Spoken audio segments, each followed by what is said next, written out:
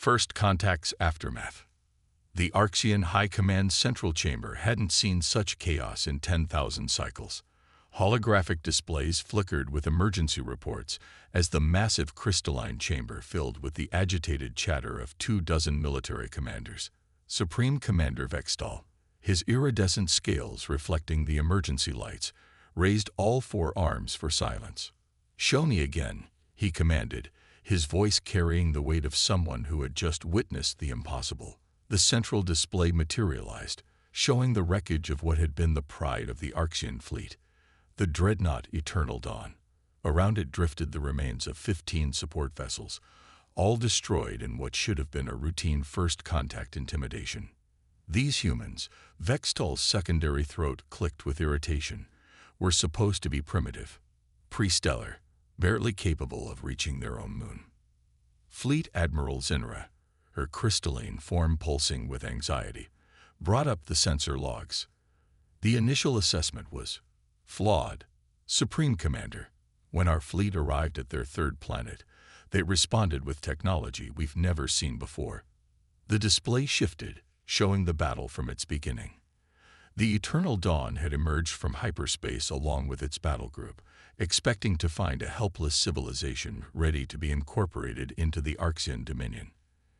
Instead, they found themselves facing what looked like crude metal vessels, blocky, inelegant things that seemed to be held together by what their sensors identified as primitive welding techniques. "Play the human commander's message," Vextal ordered. A human face appeared, pink-skinned, with fur on its head, wearing what appeared to be a simple white uniform. Admiral Sarah Chen of the United Earth Defense Force spoke with a calm that now seemed chilling in hindsight. "Archean vessels, you have entered restricted space without authorization. Your weapons are charged, and your course suggests hostile intent. You have 30 seconds to power down and prepare for boarding, or we will respond with appropriate force." The recording showed the Eternal Dawn's response, a warning shot that vaporized a small orbital platform. It was standard procedure: demonstrate overwhelming force, demand surrender, and accept the inevitable submission of yet another species into the Dominion. What happened next had brought Vextal's command staff to this emergency session. The human ships, which had appeared so primitive, suddenly shed what they now knew were holographic disguises. Beneath the crude exteriors lay vessels of impossible design, hybrid ships that combined technologies that should have been incompatible. Quantum crystalline matrices pulsed alongside what appeared to be primitive nuclear reactors, creating energy signatures that defied Archean understanding. "Freeze display," Vextal ordered as the human ships began their attack. "Magnify grid section 7. The image zoomed in on what their analysts had designated as the humans' primary weapon. It looked absurdly simple, a massive railgun mounted on their largest vessel. The Archeans had abandoned such ballistic weapons centuries ago in favor of energy-based systems. They fired simple metal projectiles at near-relativistic speeds, Zinra explained, her crystalline form dimming with embarrassment. "Our shields were calibrated for energy weapons, plasma torpedoes, quantum disruptors. Not chunks of tungsten moving at appreciable fractions of light speed." The display continued, showing how the human ships had systematically dismantled the Archean fleet. They demonstrated impossible maneuverability, using what appeared to be both conventional thrust and some form of gravity manipulation. Their weapons combined primitive ballistics with advanced energy systems in ways that had rendered Archean defenses nearly useless.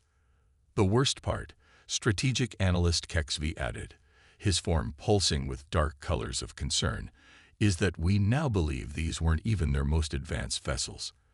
Analysis suggests these were older model ships, recently retrofitted. They wanted us to see this, but not everything." Vextal absorbed this information in silence. The Archean Dominion had encountered thousands of species over its 50,000 years of expansion.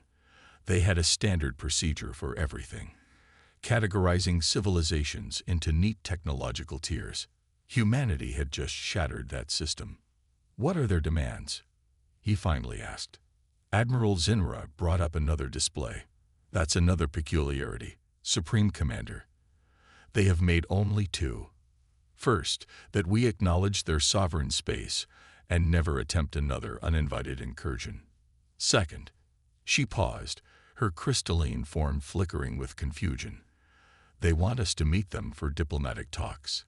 They're offering technological exchange. Send our acceptance of their diplomatic invitation, he finally ordered, and begin analysis of every scrap of data we have on their technology. I want to know how they achieved this, and more importantly, his scales shifted to a deep purple of concern. What they're preparing for that requires such advancement in so short a time.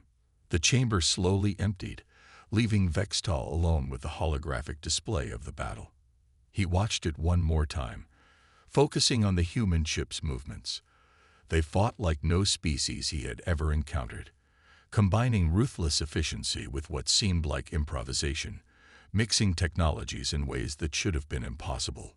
The humans had not just surprised them, they had fundamentally changed the game.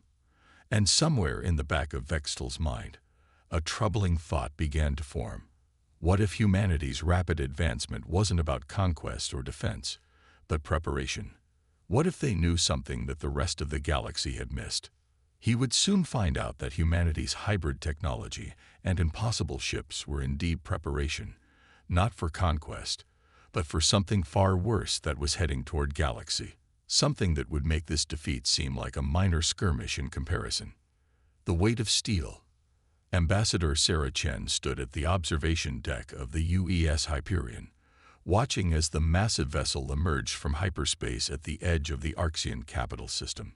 Behind her, Captain Marcus Rodriguez shifted uncomfortably in his dress uniform. "They're scanning us," he reported, dark eyes fixed on the holographic readouts. "Their entire defense fleet just went to high alert." Sarah smiled slightly. "Let them scan. That's why we brought the Hyperion instead of one of the newer ships." She turned to face the captain, her diplomatic uniform gleaming under the starlight. "Sometimes, Marcus, the best way to build trust is to let your potential allies see exactly how strong you are." The Hyperion was humanity's first successful hybrid tech dreadnought.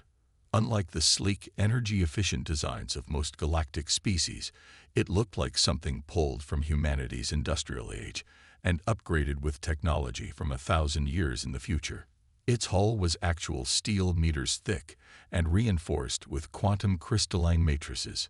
Massive railguns sat alongside antimatter projectors, and its engine array combined primitive nuclear pulse propulsion with exotic matter drives. To most galactic species, it looked impossibly crude. To humanity, it represented their greatest strength, the ability to use everything at their disposal, regardless of how elegant it might appear. The Arxian diplomatic station grew larger in their view, a massive crystalline structure that sparkled like a diamond against the void. Dozens of Arxian vessels moved in precise formations around it, their energy signatures betraying their anxiety about the human ship's presence. Ambassador, the ship's AI, Diana, manifested her holographic form beside them. "I'm detecting unusual communication patterns among the Arxian fleet. They appear to be discussing our power core configuration." Sarah nodded. "They would. We're probably giving their sensors fits." The Hyperion ran on what humanity had dubbed a kitchen sink reactor, a combination of fusion, antimatter, and zero-point energy systems all working in concert. It violated about a dozen different alien engineering principles and worked better than any single system. The massive docking bay of the diplomatic station opened before them, crystalline structures shifting like liquid glass to accommodate the Hyperion's unusual shape.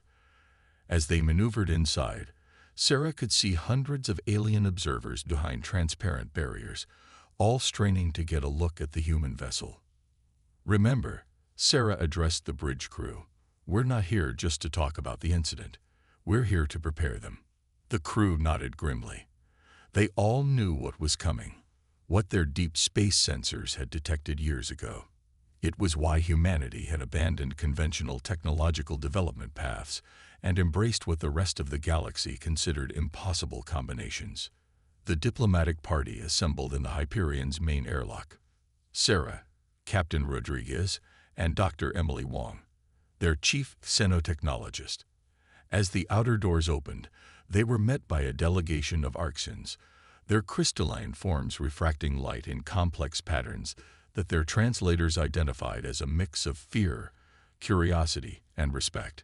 Supreme Commander Vextal led the Arxian group, his scales shifting through subtle color patterns. Ambassador Chen, his translator rendered in perfect English, "Your vessel is impressive." "Thank you, Supreme Commander," Sarah replied. "Though I suspect you have questions about more than just our ship design." "Indeed." Vextal's secondary throat clicked. "Our analysis of your technology suggests development rates that should be impossible. You've compressed centuries of advancement into decades. The energy requirements alone for your hybrid systems should be catastrophic." Dr. Wong interjected, her eyes gleaming with professional excitement. "That's because you're thinking linearly. We found that certain technologies, when combined properly, don't just add their benefits, they multiply them." The Arxian scientific advisor, their crystalline form pulsing with agitation, stepped forward. "But the interactions between different technological bases, the quantum interference patterns alone, can be harmonized." Wong continued, "If you stop trying to perfect one approach and instead find ways to make different approaches work together. Humanity's greatest strength isn't our individual technologies. It's our ability to combine them in ways no one else has tried." Sarah watched the exchanges with carefully hidden amusement. The Arxians, like most advanced species, had followed a linear path of technological development, perfecting one approach before moving to the next. Humanity, faced with an existential threat, had instead grabbed every tool they could find and forced them to work together. "Supreme Commander," Sarah said, her tone growing serious, "we're here because what you saw in our recent encounter isn't just about military capability. It's about survival, yours as well as ours. Unconventional tactics." The holographic war room aboard the UES Hyperion hummed with tension as representatives from 17 alien species watched the simulation unfold. Dr. Emily Wong stood at the center, manipulating the display with practiced gestures as she demonstrated humanity's analysis of the approaching threat. "We call them Voidborn," she explained, her voice steady despite the horrific images playing out before them. "They exist partially outside our normal spacetime, which is why conventional sensors have trouble detecting them. It's also why traditional weapons are largely ineffective." The simulation showed a standard Arxian battle fleet engaging a Voidborn tendril, a writhing mass of dark energy that seemed to bend reality around it. The Arxian ship's energy weapons passed harmlessly through the entity, while their shields failed against attacks that seemed to come from multiple dimensions at once. Supreme Commander Vextal's scales had turned an ashen gray. "This is impossible to defend against." "Impossible using conventional methods," Captain Rodriguez corrected, stepping forward. "But that's where humanity's primitive approach comes in handy." He nodded to Dr. Wong, who changed the simulation. This time, it showed a human hybrid vessel engaging the same entity. As the Voidborn attacked, the ship's seemingly crude armor plating began to glow with quantum crystalline patterns. Multiple weapon systems fired simultaneously, railguns launching specially treated tungsten rods, while antimatter projectors created carefully calculated disruption patterns. "The key," Wong continued, "isn't trying to fight them in any single dimension or with any single approach. We have to engage them across multiple phases of reality simultaneously.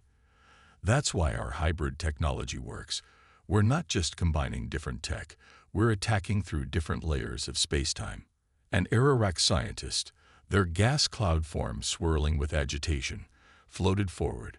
"But the energy requirements, the computational power needed to coordinate such attacks, is massive," Wong agreed.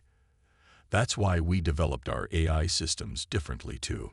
She gestured, and Diana's holographic form appeared, causing several alien representatives to recoil in surprise. Human AI development focused on creative problem-solving, rather than pure computational power, Diana explained. We work alongside human intuition rather than trying to replace it. This allows us to coordinate hybrid attacks in ways that more conventional systems can't predict or replicate. The chamber erupted in overlapping translator signals as the alien representatives began debating among themselves. Sarah Chen watched from the back, noting which species seemed more receptive to humanity's unconventional approaches. A sudden alert cut through the chaos.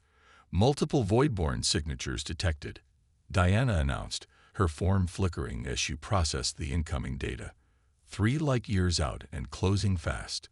This isn't a probe, it's a full invasion force. The alien representatives fell silent as the tactical display updated. The dark mass approaching their galaxy was far larger than any previous simulation had shown. Captain Rodriguez immediately began issuing orders, his voice calm but urgent. All hands to battle stations.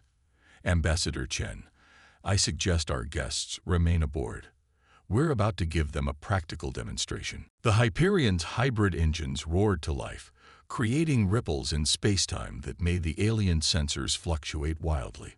Throughout the massive ship, systems that should have been incompatible worked in perfect harmony. Quantum computers interfacing with mechanical switches, antimatter containment fields strengthened by magnetized steel plating. We're going to attempt something new, Rodriguez announced to the assembled aliens, something we've only tested in simulations. Ambassador, you may want to warn them about human testing procedures. Sarah smiled grimly. In human history, many of our greatest breakthroughs came from trying untested theories in moments of crisis. We call it field testing. Our guests might call it insanity. The tactical display showed other human ships responding to the call, vessels of varying sizes and designs, each incorporating its own unique combination of technologies. They moved with a coordination that seemed impossible given their disparate nature. The Voidborn expect us to fight like everyone else in this galaxy, Rodriguez explained as the fleet formed up. They expect logical, standardized responses. Instead, they're about to face humanity's greatest weapon, our inability to accept limitation. Dr. Wang's fingers flew over her control panel, implementing the untested protocols. Initiating phase shift cascade. All ships, synchronize your hybrid cores according to the transmitted patterns. Diana, begin reality anchor calculations. The alien representatives watched in a mixture of horror and fascination as the human fleet began to glow with impossible energies. The Hyperion's hybrid core pulsed with power that should have torn the ship apart, but instead created a cascading effect through spacetime itself. What you're about to see, Sarah explained to their increasingly agitated guests, is why humanity chose to develop technology that everyone else considered impossible or impractical. We saw what was coming and realized that following conventional wisdom would lead to extinction. The Voidborn force emerged from deep space, a writhing mass of cosmic horror that defied conventional physics. But this time, they weren't meeting panicked, uncoordinated resistance. They were facing humanity's response to an impossible threat, a response that refused to play by the established rules of reality itself. As the battle began, even the most skeptical alien observers had to admit one thing. Humanity's madness might just be their galaxy's last hope for survival. The nature of humanity. Reality buckled as the human fleet engaged the Voidborn. The UES Hyperion's bridge thrummed with energy as Captain Rodriguez orchestrated what most species would consider technological heresy. Beside him, the alien representatives watched in stunned silence as their understanding of warfare and physics itself was systematically shattered. Phase shift cascade at full power, Dr. Wang reported, her fingers dancing across holographic controls. Reality anchors holding at 87% efficiency, better than simulations predicted. The Voidborn attack came in waves of darkness that bent both space and time. But unlike previous encounters with other species, their assault met something new: humanity's refusal to fight on any single plane of existence. They're adapting to our pattern, Diana announced, her holographic form flickering as she processed vast amounts of data, shifting their attack vectors to compensate for the phase disruption. Rodriguez smiled grimly. Then let's show them another human tradition, keeping something in reserve. He turned to Dr. Wong. Initiate Protocol Prometheus. The alien observers watched in confusion as the human fleet suddenly powered down their advanced weapons. The Arxian Supreme Commander's scales shifted to alarm patterns. Your ships are dropping their energy shields. Not dropping, Sarah Chen corrected, her eyes fixed on the tactical display. Changing. The human vessel's outer hulls began to glow with what looked like primitive heat dissipation patterns. But as the Voidborn struck, something impossible happened. The seemingly primitive thermal systems began to interact with the quantum crystalline matrices embedded in the hull plating, creating cascading reactions that rippled through multiple dimensions. Basic thermodynamics, Dr. Wong explained, her voice carrying the hint of pride. Combined with quantum field manipulation, the Voidborn exist partially outside normal spacetime, but they still have to obey certain universal constants. We're using their own trans-dimensional nature against them. The effect was devastating. Where the Voidborn touched the human ship's hulls, their extra-dimensional material was forced to interact with normal spacetime in ways they couldn't control. The darkness began to shred itself apart, unable to maintain coherence across multiple realities simultaneously. Impossible, breathed the Ararak scientist, their gaseous form swirling in agitation. You're using heat management systems from primitive fusion reactors to disrupt entities that exist outside normal spacetime. Humanity's greatest strength, Sarah replied, isn't our technology. It's our ability to see connections that others miss. We don't distinguish between primitive and advanced. We look for what works. The battle continued to unfold, but it was no longer just a clash of weapons. It was a demonstration of humanity's unique approach to problem solving. Where other species saw limitations, humans saw opportunities. Where others perfected single solutions, humanity cobbled together combinations that shouldn't work but somehow did. Multiple Voidborn entities breaking formation, Diana reported. Their attack pattern is becoming erratic. They've never encountered this type of defense before. Rodriguez nodded. Because they're like most advanced species, they expect elegant solutions. They're not prepared for humanity throwing everything, including the kitchen sink, at them. The alien representatives began to understand what they were witnessing. It wasn't just a battle. It was a fundamental shift in how they needed to think about technology and warfare. The humans hadn't just developed new weapons. They'd changed the rules of what was possible. Second wave incoming, Diana announced. They're attempting to compensate for our thermal disruption fields. Perfect, Rodriguez replied. Dr. Wong, initiate the gravitational inverters. Let's show them another impossible combination. The human fleet's formation shifted, their hybrid drives creating a complex web of gravitational fields that shouldn't have been stable.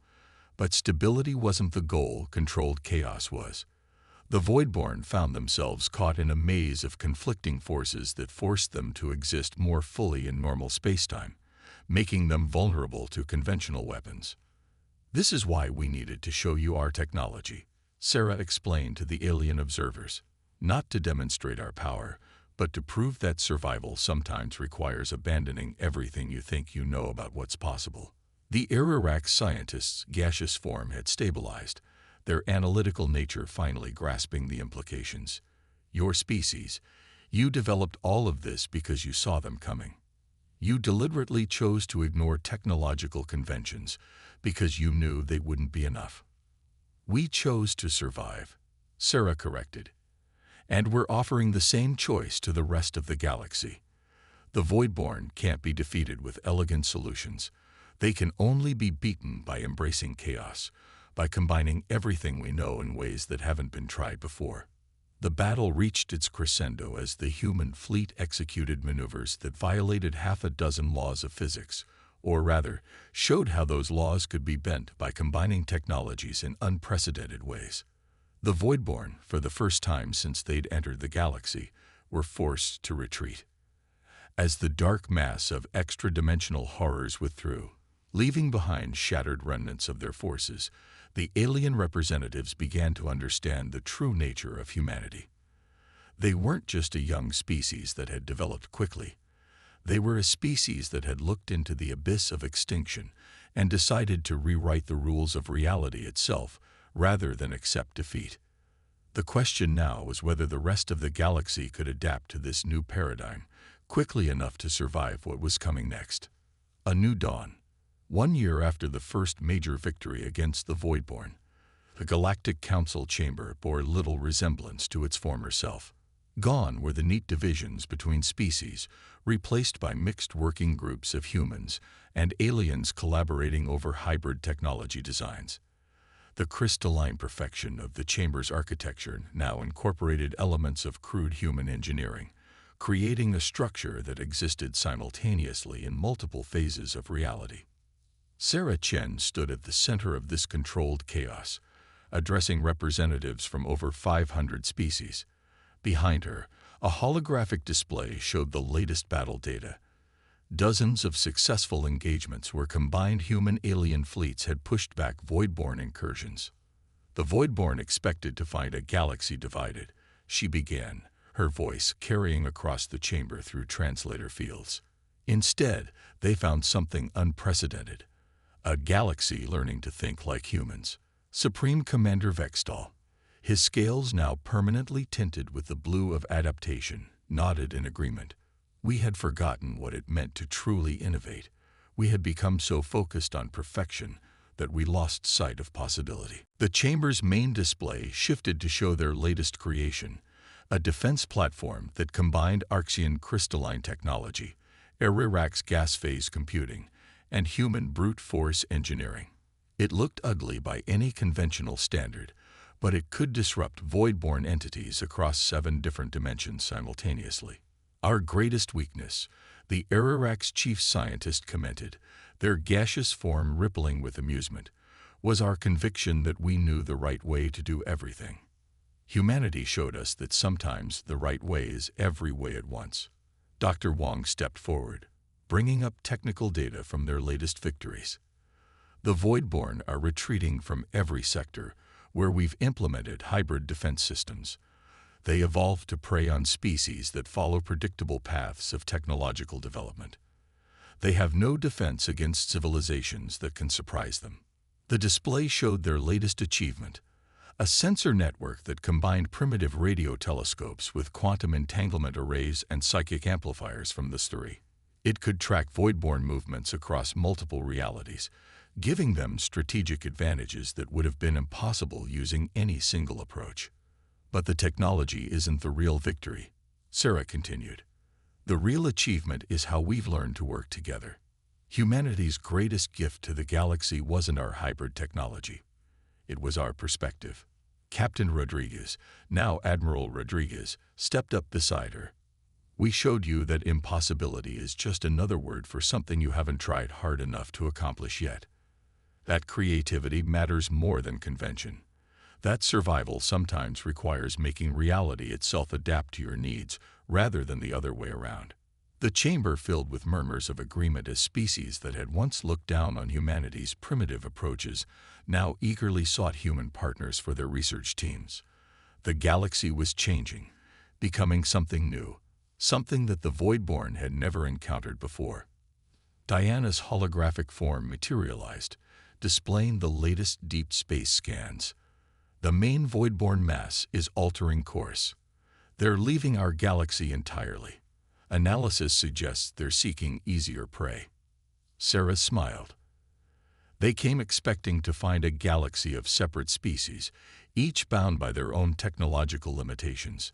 Instead, they found humanity's greatest export, our refusal to accept limitations at all. The chamber erupted in what each species' culture considered celebration. The Archean scales shifted through rainbow patterns, the Irirax swirled in complex mathematical dances, and the three broadcasted waves of joyous psychic energy. Supreme Commander Vextal approached Sarah privately as the celebrations continued. You knew, didn't you? When your ships first appeared in our space, when you showed us that impossible combination of technologies, You were preparing us for this all along. Sarah nodded. We knew the galaxy needed to change. We could have tried to fight the Voidborn alone, but humanity's real strength has never been in standing alone. It's in showing others how to break their own limitations. The display showed their next project, a massive undertaking that would link the entire galaxy in a defense network that violated dozens of scientific principles, while creating something greater than any single approach could achieve.